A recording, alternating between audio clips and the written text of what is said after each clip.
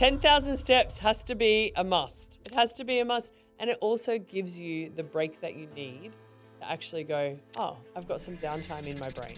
Family's not necessarily who you're born into. Family might be people who you choose. And are you having Christmas with them? And this is the first year for us where it's really different. Avoid the dopamine buying. Actually chill. Give yourself a hot second. Is it actually something that you need? Is it actually something that you're going to use? Welcome to our Christmas edition of the podcast. What is this hat that they've asked me to wear? I am a no. They wanted it, so I said yes for the beginning, and it can go. And we'll put this one on. Merry Christmas! Better. Oh my goodness, a whole year. I love Christmas time. It's close to one of my favorite times of the year. I think my birthday surpasses it because then it's all about me. However, I love celebrating and I love just everyone coming together. I love the energy, like just when you're out and about. I actually love being at the shops. Like I love it. Not the supermarket. I love that I live close enough to the shops to walk so that I don't have to try and find a car spot. Yeah, car parking is not in. However, I love going, I was at the shops yesterday, I went and got my nails done. And I was at the shops yesterday and I was like, I just love it. I love the buzz that's in the air. Yeah, I think that one of the things that I really enjoy is I joke about the car parking. I actually enjoy that. I enjoy seeing that there's so much money in the world that people can be out and spending. Yeah. Now, if you're listening to this and you're not one of those people, then what are we going to do about that? Because Christmas time is a great time to do stuff about that. There are so many little bits of goodness that we can pop into this episode about Christmas. So let's look at, well, why do we even do Christmas? Well, let's look at the potential reasons. So religious reasons. Every religion in the world has a day that celebrates the Creator. And this particular one, things I want to start with are a little bit about the story because I think that some people don't know about it. I feel as though there was this kid that was born, and I want to highlight some of the amazing things that happened. A star, a big star, appeared in the east. And right now, some of you may or may not be aware of a big comet that is headed this way, and by the time this releases, it's probably been and gone. There's a huge comet. Completely unaware. Yeah, there's this huge comet coming at the moment, and it should come in the next couple of days. And it's literally going to go past the earth and never come again. So is that what happened? Is that how the star of Bethlehem occurred? Is it a conjunction of planets? There's some talk that it was, Venus and Mars moving together. And there was there's lots of different theories on the star. However, the wise men of the time looked up into the sky and saw a sign. And the reason I want to bring this up is there are many, many signs for you in the universe. And as we head into this Christmas period, there's going to be signs that are great signs and signs that are warning signs. And are you actually stopping enough to notice the signs? Right, that's number one. The second one is the celebration. There was this grand celebration of this little tiny baby that was born in a stable. The celebration piece is so important. And I think something that particularly young mothers miss out on these days because they're so about, we just got to keep it insular and keep it in our family and have it quiet. This is hundreds of thousands of years ago and they were all celebrating, including all the animals, right? It was everyone's celebrating. Now, I wonder, are you actually celebrating or are you just getting through it? Is it just a thing where you're getting through? Because the idea is to celebrate, not just to get through. And you can celebrate whatever you want. I've just used a couple of religious references. However, what if you were to celebrate the year that's been? What if you were to celebrate family? And rather than seeing it as, oh my God, I've got to cook, I've got to clean, I've got to get there on time, I've got to rip my kids out from under the tree and take them to their relatives, what if you could have that attitude of celebration right from the night before? Yeah, I really love the mentality of my favorite question, what wants to happen? I remember growing up and I feel for a lot of people, definitely a lot of people in my world growing up, was the classic story of mum's super stressed. She's stressed running around the kitchen, attempting to organize everything, get everything on the table. And then even in that stress, it's oh, I can help. And it's no, because it's not going to be done the right way. It up. Then it's oh my goodness, you can't win. And I feel as though in my family, we've really done this big shift of how can we just make it the most simplistic day so that we can actually all just be present we can enjoy it, we can like share the load of responsibility, and we can just have fun and make memories. Like that's actually for me what Christmas is all about. And I get it from the lens of been having this conversation with so many friends recently, and I've had a few friends be like, "Oh, I hate the like consumerism of Christmas and Yeah, how the commercialism it's of it just all. like I'm just going to consume, and I completely get that. And I feel as though for me, Christmas is just making memories with people that I love and people that I really want to have those memories with. I think that's the key. It's who do you want to do Christmas with? Yes. Because a lot of people feel obliged to do it with Yes. family. Absolutely. And, you know, family's not necessarily who you're born into. Family might be people who you choose. And are you having Christmas with them? And this is the first year for us where it's really different Yeah. because this episode is coming out on Christmas Day. So you're probably, like, if you're listening to this, you're probably using it as an escape from all of the hecticness if you're doing it on the day. And I can tell you that Simon and I are doing nothing right now. Whatever's happening, we're doing nothing because we did Christmas yesterday. Yeah, it's And great. it's about creating traditions that work for your family. One of the things, having two boys, I recognized is that at different points, they're both going to want to go to their wives' houses. And so rather than having to fight against, can we have Christmas this year? Can we have it next year? What can we do? It's like, how about we do Christmas on Christmas Eve and they can do it on Christmas Day? And then there's no fight, there's no drama, there's no push-pull.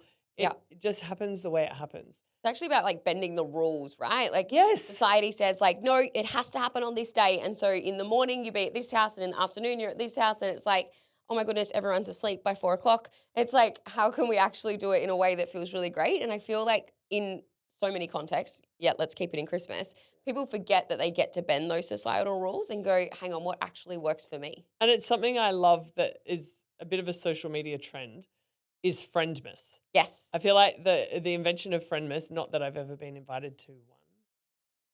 Anyway, the invention of Friendmas, I feel like people go all out on the decorations for Friendmas more than they do for Christmas Day. And like you get these elaborate tables because there's no stress on that day. Yeah.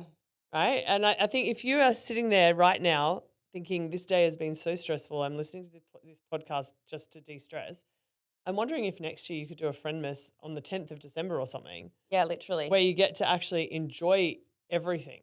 Yeah, and it about gets to it. be like super chill. I think that's the key thing. It's like I've got a friend miss this afternoon with some friends. We're literally going to the beach. Like we're going to the beach, we're having a swim, we're gonna like throw the frisbee around, we're having a barbecue, like at the public barbecue place. It's like it doesn't have to be fancy. It's like we technically do have a friend miss on Friday. Oh, yeah. So it's like where we're playing games and we're doing gingerbread houses and it's just like an opportunity to just have fun and make memories again without the added stress. Like I know like your son Jack put in the chat the other day, he's like, we need paper plates. I'm not washing up. Like it's those little things that you Yeah. actually get to do. Like it doesn't have to be, I love the table settings and I'm excited one day to too. do that. Right now, not a priority for me. Like I'm happy to eat off a paper plate. I actually don't care. I just want to be with people I love. I think that one of the biggest things on this day, if you're listening right now, is that there's a period of time that everyone goes, I need to be an introvert. I'm a big extrovert. And on Christmas Day, there is a period of time where I sit on the toilet and go, stop the noise, stop everything, just stop for a minute. I only need 1 minute. But I think that everyone gets to that point. And I remember as a kid, it used to annoy me that everyone fell asleep at 4 o'clock. Because I was like, what do I do now? Yeah. I'm being forced to be alone. Help. And so I think there's polar opposite experiences for people on Christmas Day. And even really, I think this episode we should focus on how are they going to get through the next 4 or 5 days, right? Yeah. Especially in Australia, nothing happens between Christmas and New Year. Yeah, it's It crazy. is literally, Stops. if you don't have stuff to do, it's literally the most boring time of the year because Christmas happens and then no one wants to do anything that afternoon and evening. And then Boxing Day happens. And unless you're going to the sales, which then feeds that consumerism, what's going to happen on Boxing Day? Probably nothing. And then the 27th, well, in Australia, no one really goes to work. So nothing happens. Mhm. The 28th, you might do something. Who knows what? Maybe you have to go food shopping by then to get milk and eggs, things that might go off. Although most people are still eating Christmas ham. Like, as a kid. Oh my God. Ham for breakfast, ham for lunch, ham for dinner. We just were over hammed the whole time. I love it. I'm like, more. Yes. Yes. No. Yes. I'm like, can we just have something with different food? I'm done with the leftovers. And I think that there's nothing happens and then all of a sudden it's New Year's Eve. Yep. Then depending on your frame for that, you'll have some rituals around that as well. And so what can people do? Because they largely have to see family or be in environments where it's different from their norm. Like I'm thinking that we could give them 5 tips for getting through the emotions, through getting through the financial part, because for a lot of people, Yeah. pay run is slow or late or less than because they've had some time off. And for some people, it's more. So I think it's financial, emotional. I think you've got to look at the physical Yeah. because our physical habits change through that time. Like if you're regularly exercising through that time, people tend not to, and it becomes a real thing. So we've got financial, emotional, physical. And then I want to actually talk about business because a lot of business owners listen to this podcast. Maybe it's 4 things. I was going to do 5. I can't think of it. Yeah, great. Well, I definitely think like from an emotional standpoint, it comes back to the number one tip I would give in regards to that is freaking look after yourself first. Like this time of year, it is very like pushed. And again, there's that societal expectation that it's like everybody else before you. And I know that's very common for a lot of people this time of year. It's like, oh, I don't really want to go, but the whole I'll do it family's for going them. and everybody's doing this. So I better do that. And it's like, okay, great. What can you actually do for yourself every single day? And this is a task that I'll often give clients, which is, can you write down a list of everything that actually gives you energy and then go in and categorize it and go, okay, these things take like 5 minutes. These things take half a day. And then you've almost got this cheat sheet of feel good activities Yeah. that you get to do, and make sure you're doing at least one every single day. Like how can you be prioritizing filling up your own cup? Yeah, it's kind of like a life audit, right? Like Yeah. write down everything you do for a whole week, put it in a spreadsheet, and then have a little tab that has a drop down. Does this give or take? Yeah. And look at all the giving things, put them in a list, and make sure you do one every day. Yeah. And just ensuring that you're actually looking after yourself. Like I was talking to a beautiful woman the other day who's on the other side of the world and is having some issues with her family. And I was chatting to her and I'm like, what are you actually doing for yourself? And she's like, oh, that's a great question. Like I typically rely on my friends and like obviously they're busy this time of year and I don't really know how to fill up my own cup on my own. And I'm like, girlfriend, we got to sort that out. Like, Yeah. and I ended up sending her like a beautiful voucher for this spa. And I'm like, go and have a spa Oh. day. Like, go and enjoy this. Like, that's actually what you need.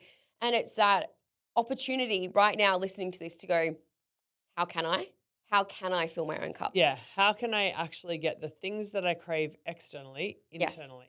One of the things that happens during this time of the year emotionally is relationships get fired off. Like, Yes. particularly, you know, romantic relationships because there's the push pull of, his family, her family. There's the concept of, you're at an event and you have to talk to everyone so you don't even talk to each other. Yeah. And I remember as a very young wife, I used to get so sad that my own husband didn't celebrate Christmas with me. And we went together to all the things. Like we went to my mum's house for breakfast, his mum's house for lunch. And the next year it would be his mum's house for breakfast, my mum's house for lunch. And there was this feeling though when we got there that you had to talk to everyone else. And so I never felt as though I actually spent the day with him, which felt like, wow, the one person in the world I want to spend the day with, they're not even here for me. And emotionally at the time, I hadn't done any of this kind of work. It actually used to mess me up. And I used to get really sad by the evening that another Christmas had passed without a grateful connection with each other. Yeah. And so then I'd make it a drama. So then Christmas would become this drama-filled, emotion-filled evening. And then the whole thing, it's like, what was the point of any of that? Yeah. And I think that emotionally, for me, what had to happen is at that time, I wasn't filling up my own cup. I didn't even know that was a thing. And so I did have to sit there and go, okay, what can I do for me? And one of the biggest things, and this is going to sound crazy to some of you, was having a shower on Christmas morning. Because I used to shower on Christmas Eve so I could start cooking on Christmas morning. But showering on Christmas morning takes that 10 minutes and it gives it to me. And if you're listening right now and it's the evening, go and have a shower. Like, Yeah. it can be the ultimate form of self-care. Actually just doing that where you just get to reflect on what you want. And then before you go to bed, make sure you get it. Yeah, I love that. And then I think in that there's that added layer of like, can you just ask for what you want? Like, Yes. if you want to spend time with your significant other, it's like just go and like whisper in their ear, hey, come outside for 5 minutes. Like, how can you Yes. like actually get what you want this Christmas? It doesn't have to be everybody else before you. So that's the number one. So that's the emotional part. Yeah, that's the emotional. So then if we go to physical, Mhm. this time of the year between Christmas and New Year, Get your steps in.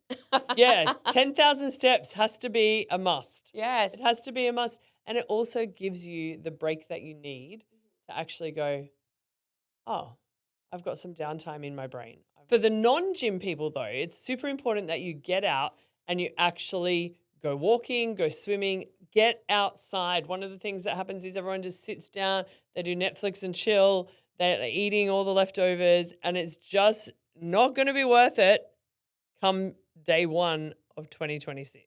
Yeah, keeping that consistent movement is going to be great. And if you are a gym person, and I know this was a huge thing for me when I would go home to my family that typically aren't gym people, it's like, how can you actually just invite them to come with you?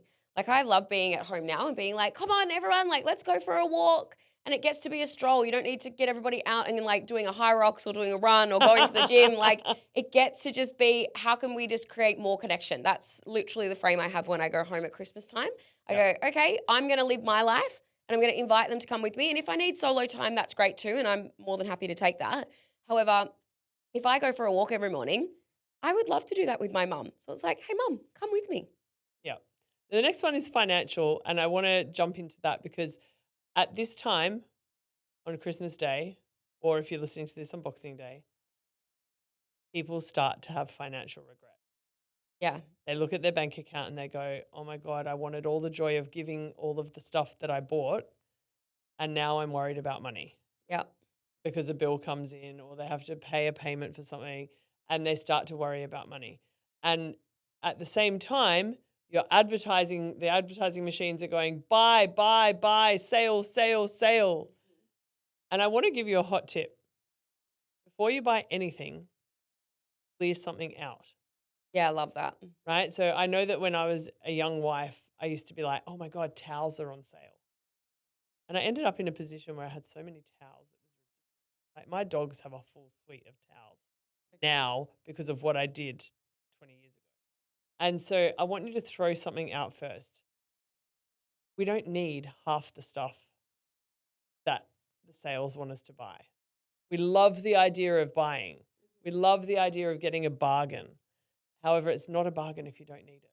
Yeah. So my advice is, can you actually look at whether you need it before you just get caught up in the fact that it's 50% off? Yeah, avoid the dopamine buying. Yeah. It's like actually chill, give yourself a hot second.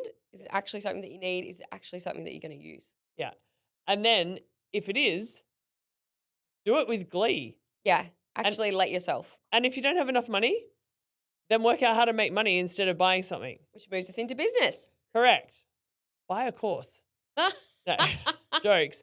And hey, maybe that is what you need. Like if you're sitting there going, I don't actually have enough money to go to the sales and buy what I want to do, how can you make more money? And that's where listening to things like this is free. Yeah. All the business advice we give on this podcast is free.